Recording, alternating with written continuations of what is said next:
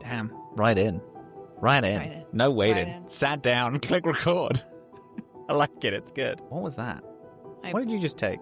My drugs.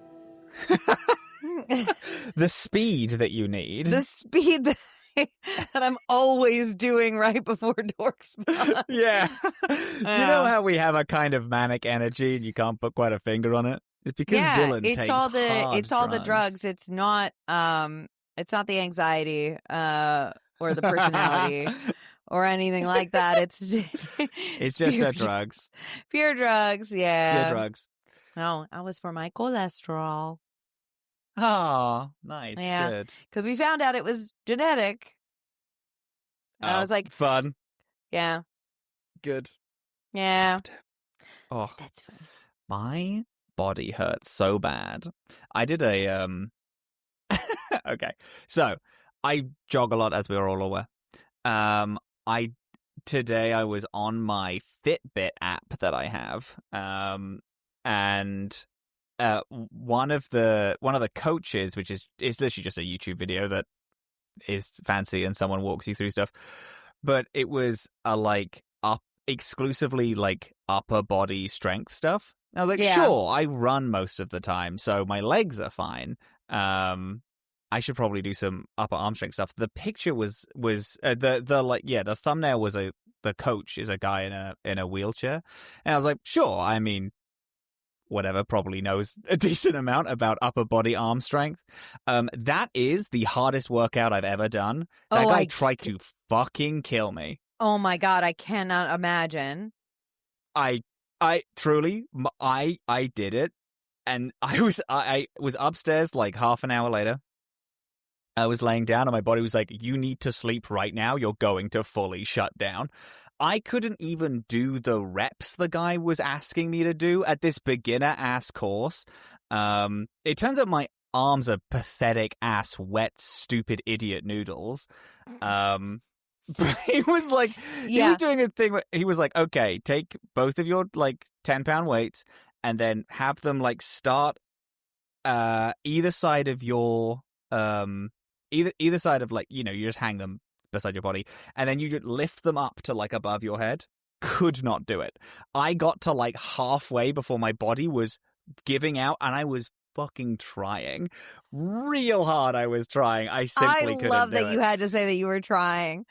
I was trying really hard, and I just gave up. I just said no. If a lot of the courses that I do, sometimes I do just give up. Sometimes I'm like, it's fine. Like, oh, this is pretty tough. I'm just gonna stop for like a few reps. Yeah. This one I was genuinely trying to do it because he also kept saying, because he was he's like a gold medalist, like basketball player. And he was like, it's the fourth quarter, guys. He kept saying it's the fourth quarter and you gotta push, even at the start of this workout thing. And I was like, buddy, they're always lying to you. They're always lying to you. Always fucking lying to me. They're trying to get one over on me. And you know what? He it's did. True. He fucking killed me. Yeah. So my body is in a lot of distress right now. I hate the thing where they start to count down from a low number to make you feel like it's gonna be over soon. And then just before the 2 and the 1, just before the 2 and the 1, they go on a full ass off topic. 5. That's right, gang. You got this. Don't worry about it.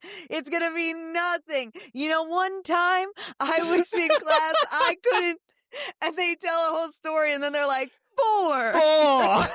You're like, oh, fuck off. You fucking suck, dumbass. You think I'm a baby who doesn't know what the fuck you're doing, idiot? Evil. The betrayal in that moment where you realize that 5 is a lie. Because eventually, the more he said we were in the fourth quarter, I was like, he's got to be right at some point.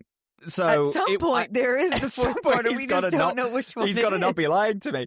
And there was a point where I was like, man, I'm sweating. My arms, again, cannot do the reps that he's asking me to do. I'm struggling so hard. And I was like, you know what? I'm just gonna tap my phone just to casually see how much longer is left. And we were like halfway through, and I was like, brother, I'm gonna fucking die. You gotta be nice to me. This shit fucking sucks.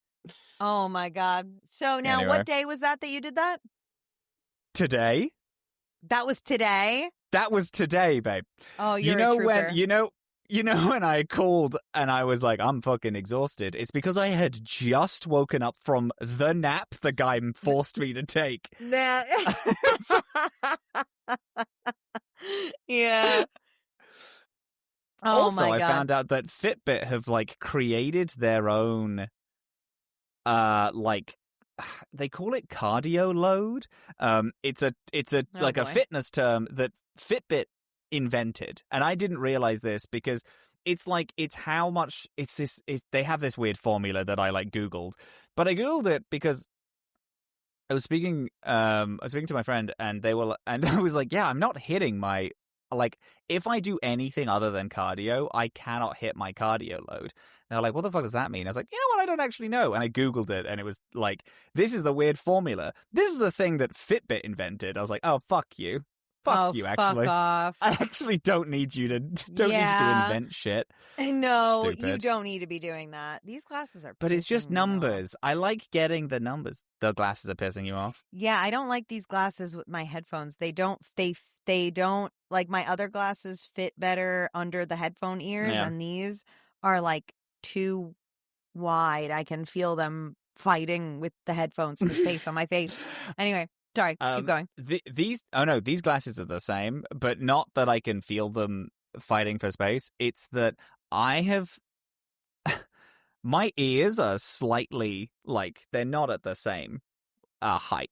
And no more can I feel that when I'm recording stuff with these specific glasses, where my glasses are just like slightly tilted because my ears are incorrect on my face. And they're being smushed against your head, so there's no even like, more give. crooked.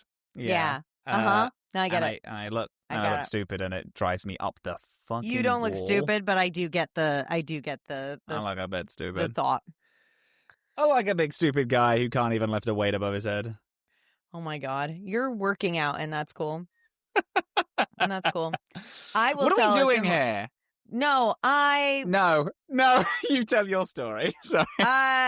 No, my story was one that I already told you, but it's that I've been going line dancing every week.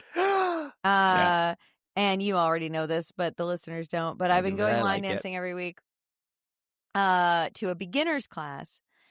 And it's been awesome. And they do like 2 lessons a week, and then in between the lessons they do a bunch of songs that they've taught in previous lessons. And so, you know, you learn them over time, and then you can wind up, like, after a while, I pretty much like dance all night on the nights that I go. And then we went to an intermediate one this past weekend. And boy, howdy, was that humbling. It was so humbling. The lesson went well. I did well during the lesson, but I could not do any other songs that night at all. And so now I'm just really excited because this has been like one of my favorite things now. But we're gonna go back to the beginner one to feel better, to regain our to heal our ego, and then the thought is that we got to start going to this intermediate class so that we can get good at these cool dances because they look so good. They look so much fun. Yeah. I have a follow-up question. Follow-up question. Follow-up question. Take her fancy? Follow-up question. Do you take her fancy? Follow-up follow-up question. You take her fancy. Do you take her fancy? Is it the same song all night? Same songs? No, they play different songs. You learn like an and album. These songs have dances that are choreographed by different choreographers. So, like, normally, if you go to different places and like they play that same song, you will see people do, like, you can do the dance in multiple places. It's not like this is like a yeah. So they play that song. Cool. Oh, sick. Yeah. That's fun. I didn't know that bit. That's cool. Yeah. So like our friend, another game designer from out of town, came to visit New York wanted to do this because this is a thing they do everywhere, like all the time. We went out to this place and they knew like every dance. Yeah. Oh, yeah. that's really cool. Actually, that's really it's fun. it's rad. It's really rad. It's the best actually. Turns out I fucking love line dancing. Damn. When I'm next in town, you should take me. Oh, you would really like it. To a big My biggest disappointment was that Millie and Grace were too partied out to go with us because I think they would have fucked it up. They would have fucked it up. They would have fucked it up. That would have been sick. Mm-hmm. Damn. Especially Grace. I'm actually surprised about this, especially for Grace. Grace. Would have loved it. Grace would have loved it. I know. She could have worn her little cowboy boots. Oh, the cutie. My poor little party girl. What are we doing here? My name is Dillin, and I've played 2 Mass Effect games. Hello, my name is Robin. I played the Mass Effect franchise 100 million times, but you know what I haven't played 100 million times? I know! The Leviathan DLC of Mass Effect 3. DLC! So we are playing Mass Effect 3. This is Dorkspawn. We play video games like a book club. This week, evidently, we did the Leviathan DLC of Mass Effect 3. We did. So I have never played this before. This came out. So I played Mass Effect 3 on launch. I played it several times. Of course. Into the double figures on launch. And I stopped playing it before Leviathan and Shore Leave came out. Yeah. If they came out, if someone is like, well, they came out like immediately after, like a week or two after, I say, I was also a 17-year-old boy and didn't have any money. Yeah, so, you were a little baby. I just didn't. I was just like a baby, so I didn't play it. You were just a little baby. You're a tiny little baby. And I spoke like this the whole time. I'm just a tiny little guy playing Mass Effect. Please, Governor, can I have that little DLC, please? Please, Governor, I need to go with all my friends all over to space. Which is what I sound like when I was 17. One day I'd like to save the galaxy. Have you guys seen Gareth Vicarian? That's my boyfriend, that is. That's my boyfriend. I love that. I love that Pauper Robin still knows the truth that Gareth Vicarian. Yeah, the Gareth Vicarian is my boyfriend. Yeah, I have romance Gareth, and I did it when I was 17 before I realized that there was something fun about that. So this is Leviathan DLC. I wanna, because neither of us have played this, I wanna just shoot across the ship. What's our thoughts on it? Oh, I thought it was fucking. Yeah, no, this was really great. I thought this was a great one. This was great, and I actually don't want to say anymore because I want to get into certain parts of it because I have comments. Yeah, I have comments to make that are sick. So first, as it turns out, this is the DLC. I think I did mention this on the podcast, but I had accidentally started this. Yes, I had also earlier. Started this. You also did too. So the parts that I did was Dr. Bryson's lab, which is the first one, the first bit where you find the first clue about things. And then there is the Leviathan one, I think it is. But basically what happens is you first have to figure out where the fuck anybody is that and again, I did this actually a while ago, but this is like I did watch a YouTube video, like kind of relay, like I just watched the first bit again on a walkthrough. Oh, that's smart. So because this is, correct me if I'm wrong, the early part of this is where you go to that lab and you're like kind of trying to piece together clues to figure out where Garneau might be in the universe, essentially. Yeah, so the first thing that happens is you go to meet Bryson because he has information on this Reaper killer.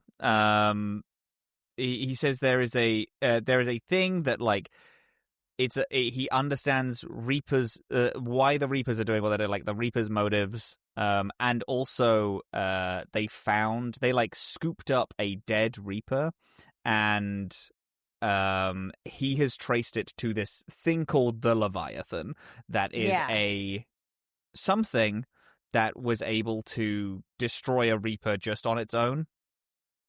And obviously that's the biggest deal ever. So you go to his lab in the Citadel, and then when you see him, as you're talking to him, and he's telling you this information about this Leviathan, the Leviathan of Dis, the Reaper killer, his assistant goes weird and then says the darkness cannot be breached.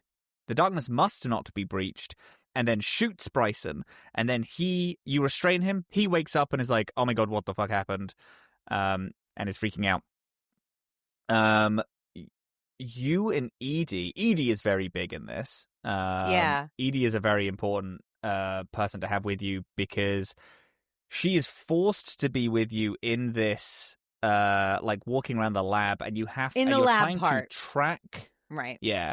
You're trying to track where people who know where Bryson would be, or like, you're trying to retrace Bryson's steps to find information on where this Leviathan is. Yeah. Yes. Right. And you have to it's a weird thing where you have to then go to that big map thing and plug in your clues and then kind of narrow them down and pinpoint it. And it's stuff like, okay, here we're a bunch of random murders reported, and here we have where people blacked signs out of Reaper attacks, and here we have these things, and you're kind of just puzzling it out until you figure out what the cluster is, and then you do figure out a location that it could be where you can get. You find a mining facility on an asteroid. So you fly over there and you bloop, bloop, bloop, bloop, to try to find the things that you find out. You find that he's been searching or investigating Reaper indoctrination, relaying the Reaper indoctrination to the Rachni, and how the Rachni kind of have a similar thing. But then Edie is it is similar, but it is not the same by any means. It is a natural process rather than the Reaper's indoctrination, which is a mechanical process. It is also over very short distances rather than Reaper indoctrination, which can happen over millions and millions of miles, millions of light years even. I mean, the Reapers in the first one were doing it to Saren. I mean, admittedly, he had Sovereign, but regardless. You are trying to find a Dr. Garneau. You fly to this asteroid. You this mining facility. And then the game gets super weird and horror. This is kind of a horror DLC in a way that I think is so fucking cool. Oh my god. Yeah. Right away. You go. So you get into this mining facility, you land, it's fully staffed and operational, but when you land there, it's swarming with husks and stuff. Yeah, husks and there Reapers, and other Reaper things. So you have to shoot your way into the facility, and then you get in there and it's everybody's operating like nothing is wrong at all. So then you go up to reception or whatever, and you're hey gang, can I you guys know you were just being attacked by the world enders out there, right? That they were just trying to kill all of you, and they were oh, okay. And then you're okay. Okay. Do you know where Dr. Garneau is? And they're there's no Dr. Garneau here. You should go. Do you need a doctor? They're just talking. And so it's immediately I'm oh, we're doing a tranquil. We've got this like kind of Yeah, magical yeah. lobotomy thing Uh-huh. happening here. Interesting right off the bat. But very creepy and maybe and definitely creepier than how the Dan the Tranquil? the Tranquil are, yeah, Yeah. because it is like they are just sort of like on this autopilot, like lobotomized sort of voice, and then you are walking around because you're like, you tell them, you're like, well, I need to find Dr. Garneau, and they're like, Uh-huh. there's no Dr. Garneau here, you should go. And then they're like, the elevator's down anyway, you can't go anywhere. And you walk away and you're like, yeah, I'm not listening to that. And you go fix the elevator. It's really fun that Uh, the first time when you first walk in, it's like three people are talking to each other, and then two of them look at you, and the one who's back turned, like, they do, like, the horror, like, very slowly, like, turns their head almost 180 to look at you, and then Shepard's like, okay, before you walk over to the very it's creepy. so cool. It's really then- great, yeah. And then you go, you fix the elevator yourselves, you go adventuring through, and then you're like searching for Garneau yourself. And as you do, you get like prompted. There are people you can talk to. Anybody you go up to is just like, you don't belong here. And more than that, you walk into rooms and you see people pulling down shutters to their windows. You see people turning off their electronics, disabling things so that you can't see what they're working on. They are hiding everything from you, and they won't talk to you. And then they're just like, you don't belong here. You have to leave. And they keep saying that. But nobody does anything to you. Nobody attacks you. Nobody, like, pushes you out. Nobody locks any door. Like, nothing like that happens. So it's just this sort of bizarro, like, weird. Just, like, hiding information and... Yeah. Yeah. So then you and have you get a couple the opportunity to talk to a lot of people, but all of their responses yeah. like, go away, you don't belong here, Mm-hmm. and things like that. It's cool. Yeah. And then, so it's cool. We have this like very cool little adventure, I thought, in through this lab where you are trying to find Dr. Garneau, and to get it, we have to like kind of uncover a lot. Like first we encounter a crew quarters that we can't get into without a crew member code. We have to go kind of exploring around. We find that crew member code. We break into there. We get some stuff in there. We then have to find there's a big security camera thing, and we need a security hack login. Edie has to get that for you, or I don't think Edie has to, because I got to choose Edie for this mission, but I took Edie, and Edie I hacked took into Edie, it. yeah. Yeah. And so Edie found the codes while we were adventuring around, and then we got into the security system. And then in order to get the med bay, we had to use the security system, like hack through and get a patient number so that we could get then into the med room. So it was a lot of like this kind of piecemeal thing, but it led us to adventure basically this entire facility, which I thought was very cool. It was a cool way to get you to like really rummage around the place. And then you go into the med rooms, and you're looking around, and you look through a window, you see a body on the table, and you're like, fuck, are we too late? Is that Garneau?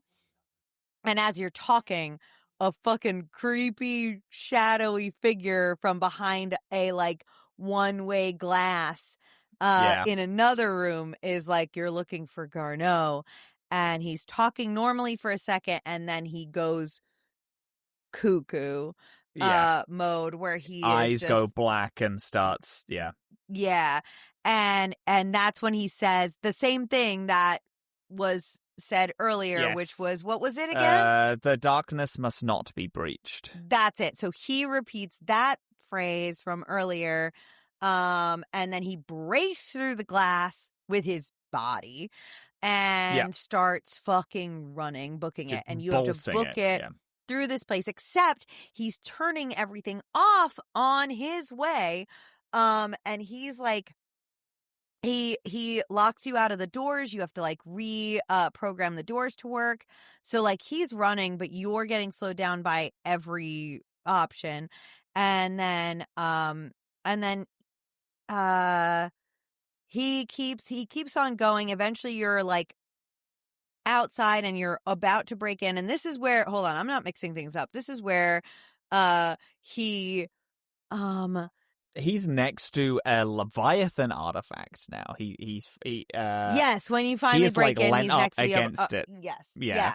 And he's like kind set of upon by a bunch of himself to husks. Yeah, he's being set upon by a bunch of like husks, and it's a very like creepy scene. They're like full zombie crawling toward him and slowly shambling. He looks towards you and then shows that he has a detonator, and then he blows himself up. Also blowing up the artifact and then killing all of the Reapers that have been around him. Yep. And then all of it. You go. No, you go. Oh, sorry. So basically, him destroying this thing, like, shuts this off. The people start like walking in, and they're like, "Hey, what happened here? Also, who are you?" Yeah. And we're like, "Did a Dr. Bryson show up here? Did he get killed?" Because we found in the files that he got here, like, I think like a month ago or something like that. Yeah. And so we're like, "Do you remember Dr. Bryson getting here?" They're like, "No." And we're like, "All right, what year is it?" And they say 10 years well, ago. because you say, "Oh, well, it's important to the war on the Reapers," and they're like, "What is a Reaper?" And what is a Reaper? And you're like, yeah, what year do you think this is? And then they said 10 years ago, and you're like, yeah. Oh shit, these people have been indoctrinated for 10 years and can't remember a single thing about it. Crazy. Yeah. So their life is about to get way worse. Yeah, we're gonna need an extraction and therapy for all of them immediately, awaiting them on the Citadel. And then we leave that place. Yeah, and then we leave because we find we are like, okay, so Bryson isn't here, but we then go back to the lab to like try again and try other things. Yeah. Garneau was a failure. We know that Dr. Bryson had a daughter. Yes. Dr. Bryson has a painting. Yeah. Yeah, it has a painting by Anne Bryson when she was like 9. And Edie is like, oh, by like general Alliance reports, she's like late 20s, early 30s now. And you're like, fantastic, good. You find things about her, and then you're like, okay, she is on this different mining facility. She's on this different facility somewhere else. Sure, let's shoot for her. Let's, again, still trying to find where the Leviathan is or what the Leviathan is. You go all the way there, and then as you get there, the Reapers are full storming Anne Bryson. She's in this... you're like on the side of this cliff edge is this whole facility. So, your, oh my God, what's his name? What's your shuttle pilot's name? Fuck. Shit. Off. Okay. So fuck off. So fuck off flies you. Flies you in, and he's like, oh, we can't land because there's a shit ton of harvesters here. There's a lot of Reapers. Right. So you just dive off and you're like, fuck it, park us where you can, and then you storm up. On your walk up, there's all these murals of Reapers. These giant murals depicting people like worshipping Reapers. Shepard comments on it a few times. I brought James Vega with me. James Vega also has a weirdly big thing in this. What? He is in a lot of so we do this thing, we find Anne Bryson. We see all these Reaper murals. Then we see another Leviathan artifact, and all of these Reapers interacting with it, like how Shepard was interacting with the Protean beacons, we see Reapers interacting in the same way to these Leviathan artifacts, kind of like floating up and getting just like information beamed into their minds. Yeah. Then we kill a harvester. The only time we've actually killed a harvester before, as far as I'm aware. We fight a harvester, but we don't kill the harvester. It flies away. This time we kill the harvester because we have to, so that Cortez can land. Yeah, I think that's our shot. Cortez! There we go. We got it, baby. So Cortez can land. But then Anne starts getting indoctrinated again. Back at the lab, we go back. James Vega is hanging out. He has a lot of things to talk about just like this in general. So then, because it's him and Edie at the lab, from this point on, I bring him with me. The first time I've done it, he had a lot of levels to gain. He stepped foot off that ship being a level 1 with like 3 abilities to being one of the most juiced members of our squad. So we get to the lab. He's really interested in all this. Dr. Bryson has a husk head on his desk. I don't know if we talked about that. Yes, it's not on his desk. It's like in the lab. It's just the head of a husk. There is also a Prothean artifact in the lab. And also a Leviathan artifact. We shield the Leviathan artifact because we're like, that is what is giving people this weird indoctrination curse, so we should shield it off. Bring Anne back. Anne is obviously deeply upset that her dad is dead. They didn't like each other. They had a very tumultuous relationship. Oh, right, because did we not say that? The guy that was hiding on the husk isn't Dr. Bryson. The one that was like, the one that we walk in on, like, leading, like, had killed Dr. Bryson and was like, sort of, like, using his, we just kind of breezed past that, but we then, Anne is like, the way that we can trace this, because unlike the Reapers, this, again, is an organic indoctrination thing. And that can be tracked, unlike inorganic indoctrination. Right. So she was like, I have already been indoctrinated because she was on the planet we were just on. She had a moment where she went dark mode, and then you like shook her out of it, and then you all ran away. Again, saying that darkness cannot be breached or must not be breached. Get onto. And then we get onto the ship and fly away, and we're at the lab. And then she's like, "Well, let's unshield it. I will get hit first. Just track where it's going, like track where it's coming from." Right. I'm like, okay. I'm doing all of the renegade options here. Really? Yeah. Really? So she starts getting indoctrinated. And she starts, like, convulsing violently as she's getting indoctrinated. James Vega is like, okay, let's shut it down. And then there is a renegade react, and I say, nope. No. Commanding officer, you sit back down. And then he does. And then she gets a little more indoctrinated, and then starts convulsing more violently, and her nose starts bleeding.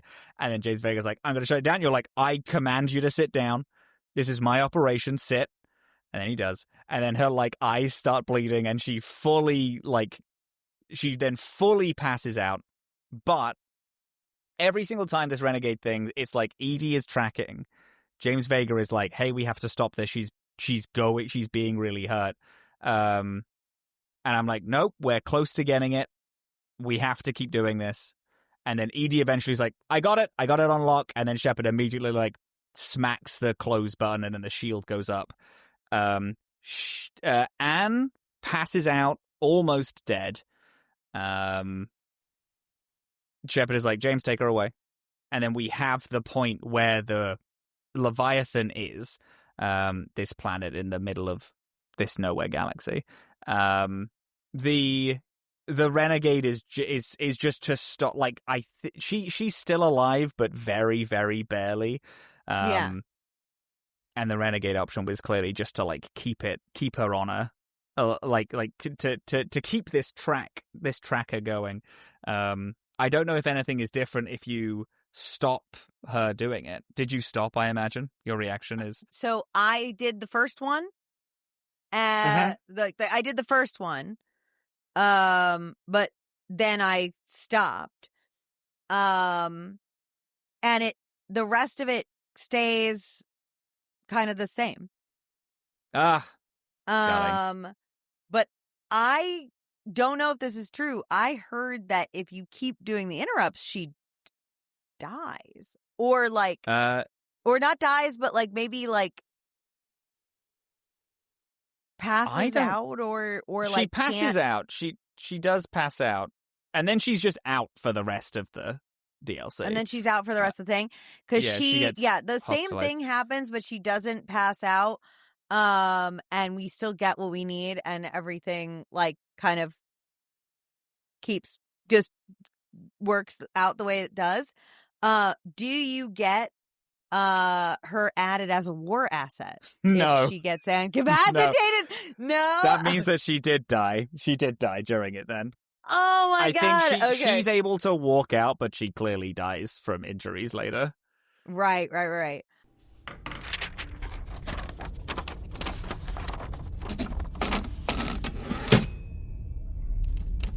Once upon a time, in a county called Sublime, there was a child lost in the wood.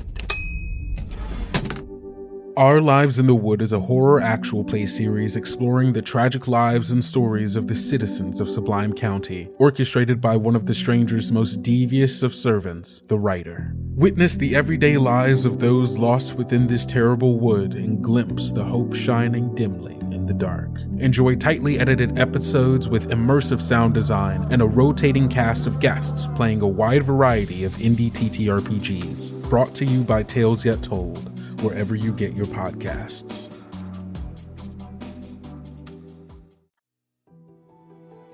Hey, Robin.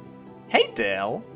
Robin, I want to show off how strong and cool my original characters are, but I simply can't keep throwing my Hero Forge minis at people. Well, have you heard that Hero Forge has just launched 2 new types of minifigures? One of them is a color acrylic keychain that's the same size as your Hero Forge standee. Oh, so I could just like carry it around with me and not throw it at people? Oh, I'm looking right now at their website, and they also just launched 100% stainless steel minifigures, so I could totally feel like an old school dork when I'm playing my games. Ah, and if you throw them, it'll have more impact. Oh, I'm gonna throw them everywhere. Thank you, Hero Forge, for sponsoring this ad. We do not advocate throwing any minifigures. No, not at all. None. But we do advocate visiting HeroForge.com to start designing your custom miniature and dice today. And check back often because new content is added every single week.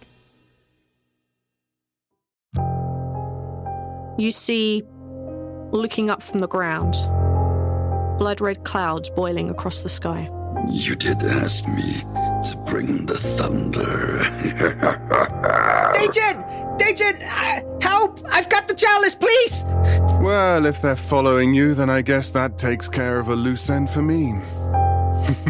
All of you feel the earth beneath you shake and crack and break. I feel that I have failed both of you, and I am sorry for that. This has nothing to do with you being a bad leader. Do you want a countdown? Oh, I think I want a countdown. I wanted 3, to help. I always had good 2, intention. I 1. did not deserve to die. Now. The Lucky Die Podcast is a weekly 5e Dungeons & Dragons actual play podcast. Join our adventure every Monday wherever you download podcasts by searching for The Lucky Die. During all of this, just as an aside, I don't remember where you find it. It's not in this section. I think it's when you find Anne, like the first time you find Anne. You find a little dossier that has her and her father's like dossier trips status to send both of them to these 2 labs. And I forget what her ship name is because it doesn't matter, but his is the Kirkwall is the name of the ship that took him to that terrible, terrible lab, the lab of nightmares. Oh my god. Oh my god, I love it. Holy shit. Yeah. Obsessed with that viciously and violently. Yeah. She, the voice of Anne Bryson, is also the voice of Oriana Cousland as well. Oh, wow. Oh, I did not notice fun. that. I am just on the wiki now. I did not notice that at all. Yeah, it's fun. Oopsie. Yeah. Oopsie poopsie. Yeah, she's a little bit dead. That's funny. Wah, Wah. wah. Wah. And then we go to we go to the Leviathan planet. We find it. Yeah. It is a full water planet. Roiling storms. Hey gang, my so fucking rainy. nightmare. Yeah. Oh, it's beautiful. I love it. The rest of this is genuinely my nightmare. I loved it so deeply. Yeah. I have one humongous fear, and that is the horrific deep dark ocean and the many horrors that live in it. Oh, same. I Buddy, absorb every about piece. this. Yeah, we have talked about it. I absorb every piece of media that has to do with Leviathans and Eldritch horrors. I love it so much. It is a thing that truly, truly horrifies me. Yeah. So go to this water planet. The ship, the shuttle gets busted as you're flying in. Yep. Because it gets hit with this pulse of energy. Yep. You crash on an outpost of a group of people who were stranded there because they flew in their ship. You know, they were just a scout group, I gather. Yeah. But then their ship couldn't leave orbit because of the Leviathan's impulse. And they all kind of went a little mad and died. They all died there. Yeah. This is also mentioned several times that it is ancient. It is all spacecraft that they have. It is all mechs. It is all high flying like that. But the insignias are unrecognizable because of how old they are. The types, the models of ships are so old that James Vega can't identify what they are. Identify them, yeah. It's just very old. You get there. You try to help Cortez fix up the ship. But as you're helping him, there is a giant Reaper that appears in the sky. The Reapers are have followed you and are still tracking, trying to find this Leviathan. You don't know why. Again, the Leviathans or the Leviathan are able to kill Reapers, so we imagine that the Reapers also want them to die. You do a fun little fight. You get little battery packs, and the whole fight is that you're trying to charge up this battery pack because you see that there are diving mechs, and the signal, those are cool. the indoctrination signal, is still coming from below you. So you get onto the planet, and you're like, "Oh, the signal isn't here; it's deep below us into this deep ocean." So then you have to get a diving mech all up and working. And then you get in, you kill a few more guys, and then there's nothing left to do. Everything is dead. The Reaper has stopped its advance for now. It will start its advance later. You've powered up this diving mech. It's now time to try to find what this Leviathan is. The mech only has room for one, so Shepard is like, all right, fuck it. Gets into this mech, jumps off the side of the vessel above ground, down into the ocean. There is a loading screen that is a tiny mech and a big flashlight into just the darkness of the ocean. Yeah. And that's the loading screen because it's horrifying. It's so terrifying. fucking scary. And you Yeah. see like you get to watch like the depth that you're at on like Yeah. your little HUD. Yeah. And the numbers terrify me alone. Yeah, the whole thing is terrifying. Yeah. And then you hit the surface floor of the ocean. Unimaginable depths. Yeah. And then you keep walking all underwater in this mech suit. It's pretty fun. It's really all fun. you're doing is moving, but it's fun. And then Shepard is like, the reading is still below me. Like there are still like, it's like still 1,000 foot before I hit this thing. And then you like jump. Shepard also shuts off all major, like all power stuff except for emergency power stuff, because she's like, I don't know if I'm going to be making it. Like, it's so deep that I don't know if the thrusters can make if it can breach the surface. You can come back up. Yeah. Yeah. So she turns everything off except for pure emergency functions. Walking down, and then there's a giant hole on the ocean floor, and she's like, all right. I'm and going in. Hops right in. And then falls for, again, another 1,000 foot before she hits the bottom. There's this loud clunk of the mech. And then you continue to walk forward, and then a unimaginably huge thing appears from even further below where you are. Appears. And you see the Leviathan. A truly horrifying scene as the camera like pans out, as it like you get smaller, and it is just shows the huge size of this thing staring at you. It's fucking horrific. And as you see when you look at it, the Leviathan is just a Reaper. It looks exactly the same as a Reaper, but if a Reaper was a squid. Was a fish. Yeah. Yeah. It's just an organic Reaper. Looks cool as fuck. And then you have a conversation with it. And it fucking rules. This was truly the perfect place to play this. Last week we talked about how Kai Lang and Jarvik was like, there is something else controlling the Reapers, or something else that the Reapers are listening to. And then we meet the Leviathan, and the Leviathan reveals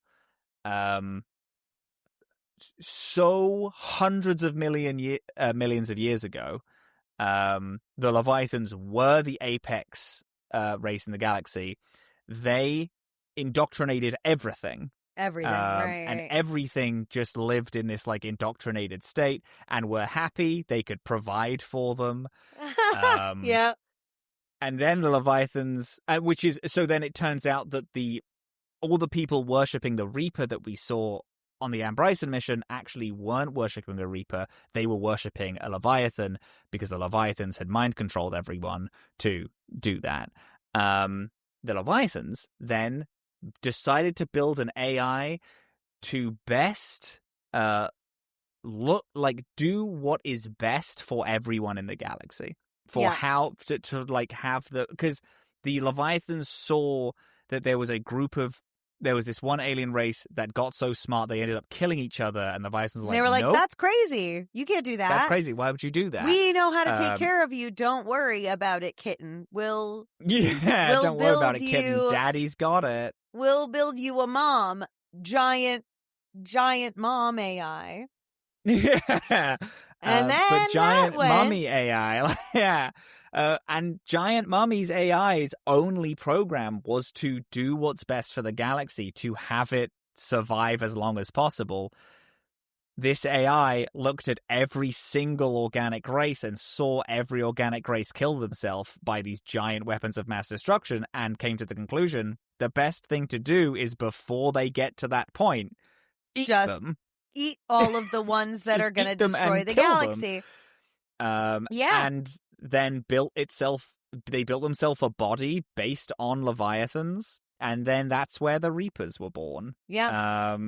And I cannot believe, because when we started this, a really common like sci-fi trope that I really enjoy, but is like hard to look at in the cold light of day a lot is stories about AI and sentience, because we deal with a lot of that in 1 and 2 in particular, and in 3 surrounding the Geth.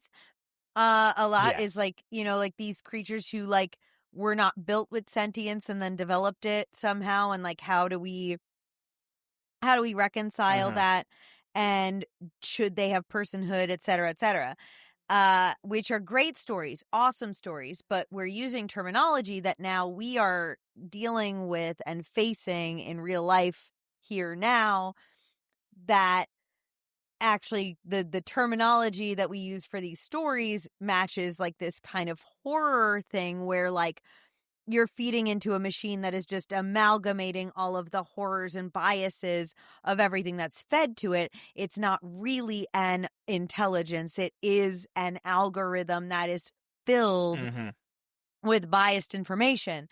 And so I was shocked to, after so many stories that are like the more traditional stories of AI about like actual artificial intelligence becoming sentient and needing to fight for personhood, we then have this story of an AI that is actually more akin to what we now know, we now call AI, which is this false intelligence, that this thing that just consumes knowledge about things from the universe and then spits out an answer that is so often full of misinformation, bias, and like the most extreme opinion you could possibly come to the conclusion of.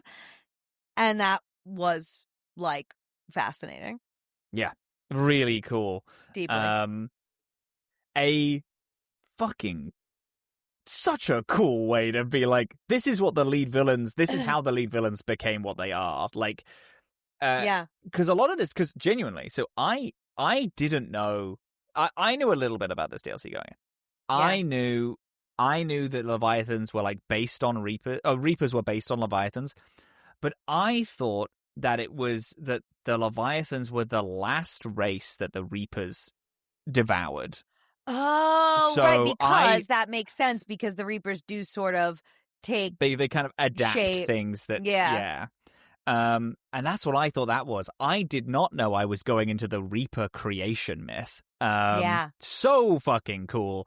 So also cool. the Leviathans, they do say that the first Reaper was Harbinger, which was the lead villain of Mass Effect 2. Harbinger assuming direct control. The Harbinger was the first Reaper to ever be created. And that the Leviathans are like, we are down here because these Reapers are stronger than us. We have seen countless races rise up and then immediately get wiped out from all of from all of them. There is no way to stop the Reapers. This is just going to happen. We are safe here. The Reapers obviously want to kill us because we created them, and that's kind of, you know, their mission has not been completed from the cycle hundreds of millions of years ago. The Leviathans are fun because they decide to trap you there. They trap Shepard there specifically. Shepard goes into this weird like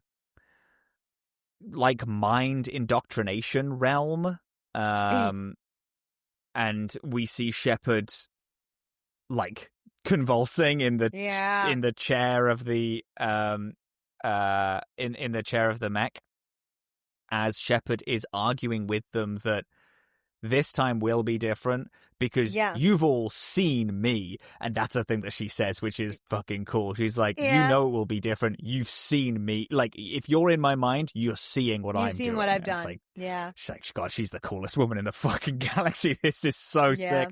And then even the Leviathans are like, we appreciate that you are different to everything else we've seen, but we still don't think it's going to happen. Yeah, and then you're able to. I was able to convince them anyway. Convince them round, and then they put you back in your body, and then Shepard immediately flicks on the thrusters because she's like, power is about to go down, so I need to do this now. Shoots herself back up to the surface. You see the rest of the crew shooting endless hordes of Reapers, and then the Leviathans. Also, before you leave, you're speaking to just one Leviathan this whole time, and then 2 others flank it on either side, showing that there's might be an entire culture of Leviathans, which I assume just out of sight. Yeah, because I mean they've been living for hundreds of millions of years, so there must be something. And then these 3 like do indoctrination mind control shit and just blow the Reaper out of the sky. They just kill it immediately as you're flying out. And I'm like, gang, this could be over so quick. This could be over so fast, please. And then you fly off, and there is a very brief, like, you speak to Admiral Hackett, and you're like, yeah, bud, I don't know what to tell you. It's fucking crazy. I wake up on the shuttle, and Garrus Vicarian is, like, shitting himself. Panicked that I was just dying dead. down there. Yeah. And Anne is also there, like immediately after. And no, she's not. She wasn't there. You're lying. You've misremembered that. Yeah. And you speak with her on comms, and then Hackett. Yeah. Cool. Fun. Yeah. No, you're misremembering. She had died. No. She died a little bit ago. She was dead. And then you're talking to Hackett, and Hackett's like, hey, listen, if it wasn't you telling me this, I wouldn't believe you even a little bit. Yeah. But you then went down to the depths and you met God. You went down to the depths of the ocean and you met God. You met God, and you said, I actually convinced God to join us in the war. Yeah, I said, God, please help, actually. Yeah, please. Please help. This might be the Daddy, only please way. Help. Yeah. Yeah.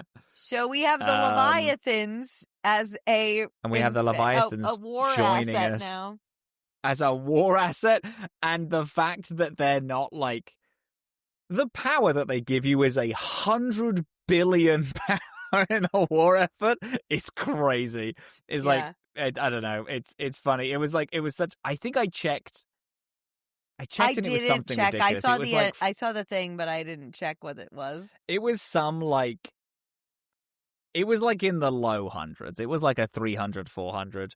But there is, it's like the group of people from Omega is like only 100 less. And I'm like, a group of like scrappy teens is only 100 less strong than the gods of the universe. Yeah, that built these things.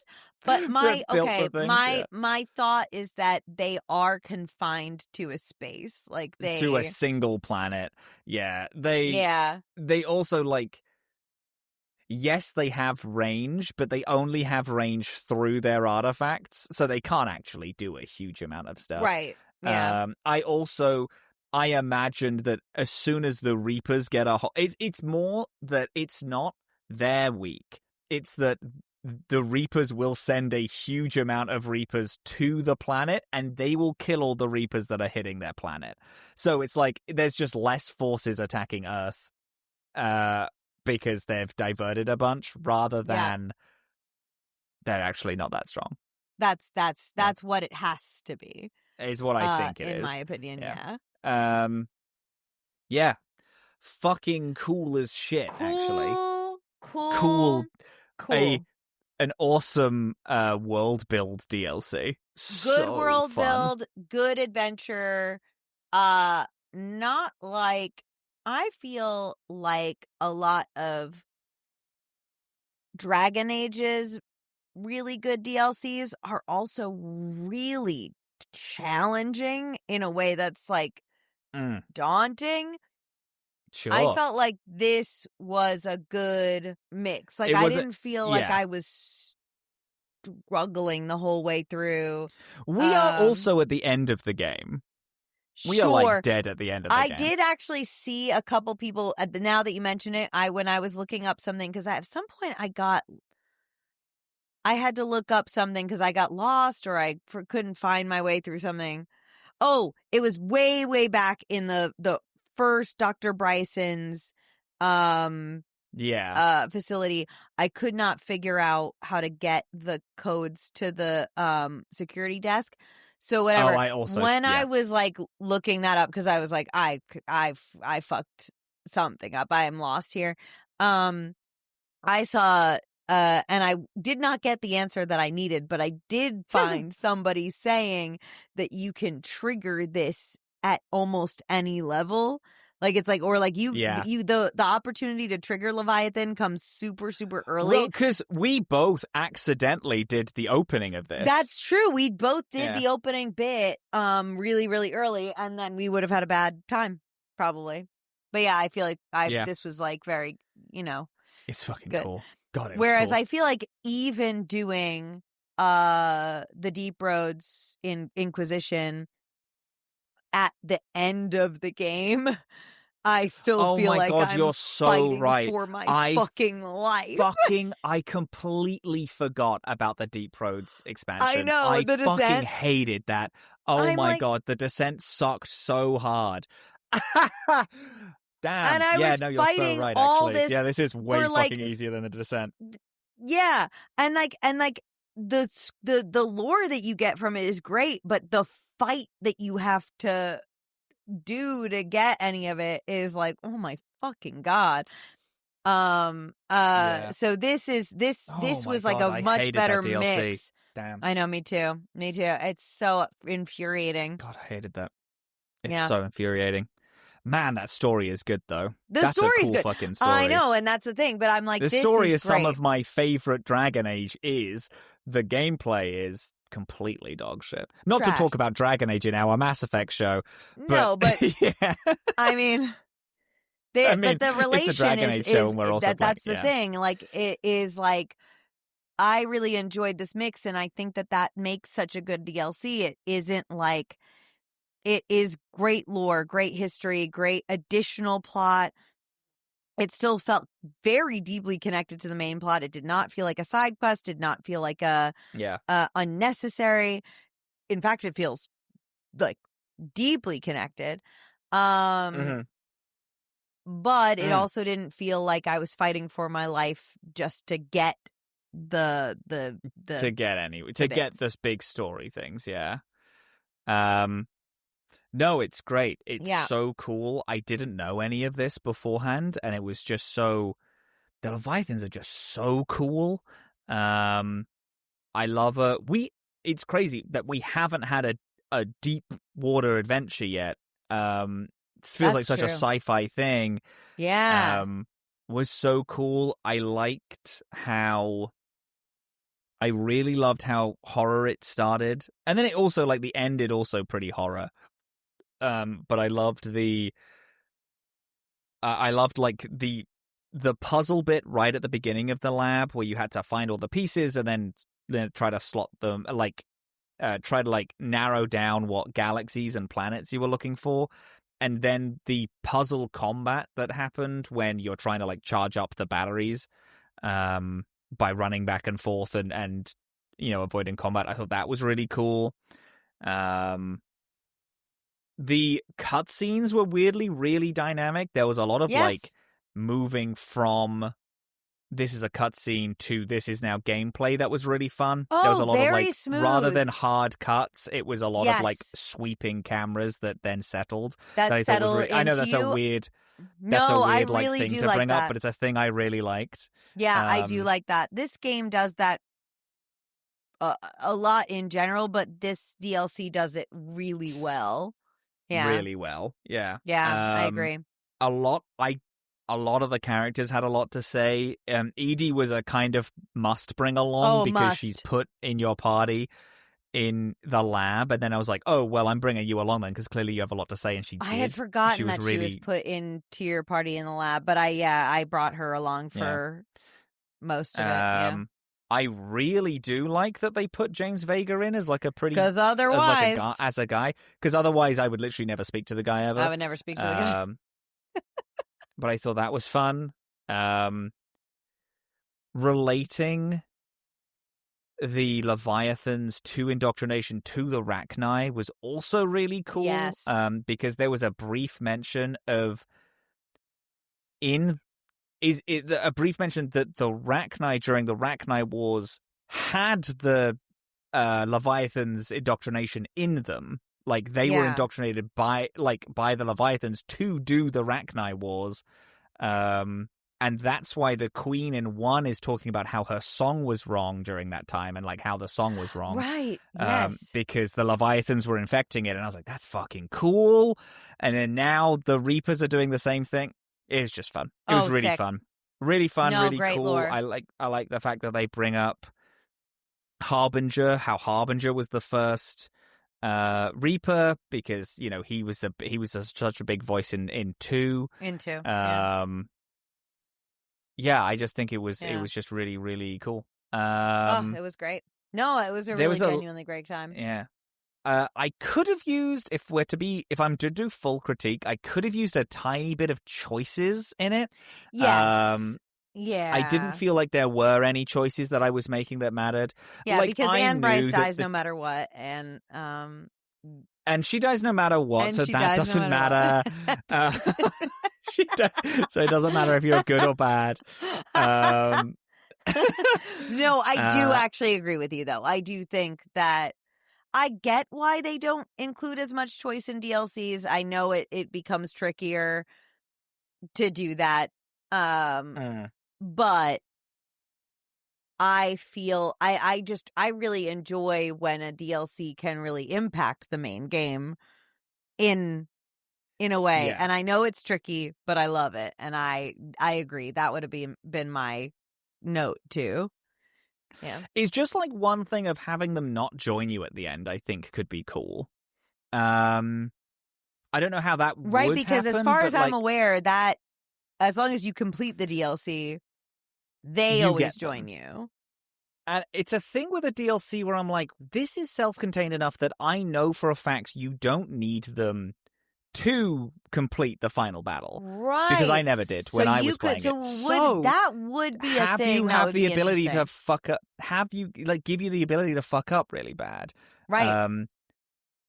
Like, I don't know what would happen. Like, maybe tell them off for making it. For making the Reapers and like. And then they're like, cool, so I'm not going to help you then. Fuck you. Or maybe it's like things that you're doing throughout the DLC that, like, because they're watching you the whole time, and then they're like, no, we're not going to do it because of this thing you did, or this thing you did, or this thing you did. Give us an opportunity to, like, if you piss them off enough, to kill one of them. Like, we have to, it's either the end game is you fight a Reaper or you fight a Leviathan. Ultimately the same fight, but you could see how these freaks move. That could be fun. You know, there's a lot. The thing is that because there really wasn't many decisions. Even so far as, you know, we joke, Anne Bryson dying. I was hoping what would have happened is, because you stopped it, you had to do an additional mission to try to find where the Leviathans were, but I didn't have to do that because I forced her to I forced the indoctrination thing to finish before before I stopped it. That's I thought purely that cool. That's a personality choice, I like to call it, where it's like you've made that choice for character reasons, not for story reasons. You've made that to decide who Shepard is, not to decide where the story's going. Yeah, I guess that's kind of true, but it's presented as a. Oh, I agree. It's like not we my find favorite. them or we don't. Yeah. Yeah. But that is also something I've gotten used to in Mass Effect now, because I feel like when you think Mass Effect versus Dragon Age, a lot of those choices are, you are deciding what kind of person Shepard is. You are not really deciding the direction the story is going. You are this decision, this action, especially Renegade and Reacts, you are making a choice as to who Shepard is. And I think that's still cool, and I think that's still a cool, valuable storytelling tool. I tend to prefer those kinds of big story choices that I was used to at Dragon Age, but this has grown on me. It has grown on me that it's like you're deciding who she is. The story is going to stay relatively the same. It's like sort of like, okay, we know that like in 90% of all Mass Effect storylines, Ashley, you doing no. Ashley Gaiden? Rex? Oh, well, sure. We know that in a lot of the stories, Rex dies. That's actually, I was thinking about in 3 when, oh my God, his name has just like fallen out of my head and it's crazy because I love him. Mordin Solus. Mordin Solus, thank you. In like a vast majority of playthroughs, Mordin Solus dies. So that's like a almost universal experience for the player. But the react is there for you to decide what Shepard would do when Shepard begs him at the end. Like, and Tally, if you choose one way or another, you have a react that is just to show you who Shepard is, because you can't impact what happens to Tally at the end of that whatsoever. And like those things are different, but it's also it's grown on me. I think it's an interesting difference in how choices matter in these games versus in Dragon Age, where it's driving a little bit more of the plot, and this is really just like, especially given that you're all playing the same character, no one's building a different character, so these kinds of choices, these moment-to-moment reactions and stuff, that's how you differentiate your Shepard from other Shepards. And I think that that's cool. And I've grown to like it, despite it not being my favorite BioWare thing. It's cool. I think it's cool. Okay. I like that. Actually, you've pulled me around for that. I do like it. Woohoo! Woohoo! We did it! We did it! But yeah, that is Leviathan. That is Mass Effect 3: The Leviathan. Loved it. I really dug it. I dug it really hard. I did love it. I thought it was really cool. I did love it. It was really cool. And next week, this is going to be a tough one for me. This has been my most anticipated DLC ever, and I have never played it. I'm going crazy. We're doing the Shore Leave DLC, Shore Leave! where it is essentially a beach episode, baby. We're getting a house. It's a beach episode. Well, I did accidentally start this one, but then I reloaded my save. So I played the first out of it, 20 minutes of it, 15 minutes maybe. It seems like it's more than just a beach episode. It seems like something bad happens, but sure. Yeah. I am excited. I'm very excited. Yeah. Very much. And very excited because I know that when I started it by accident, I had not locked in my Garrus romance, and I saw someone say that if you do it before your romance is locked in, it's different. So I'm deeply excited. Fascinating. Perpetually, chronically single Siobhan Shepard. I'm gonna give you the pick one of your happens. bitches. One of my many floozies. Pick one of my many floozies, and the person I actually want to romance, the straight woman Tally or the straight woman Miranda, both of whom is stupid and crazy. Stupid, but both of them are straight. Stupid that Jack is straight as well.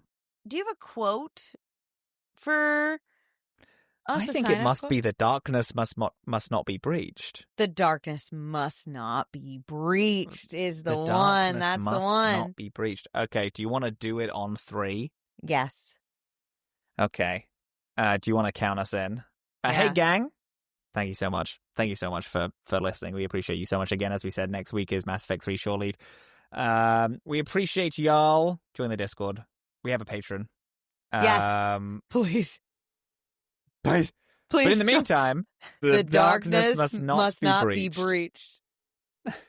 Whoa! Whoa!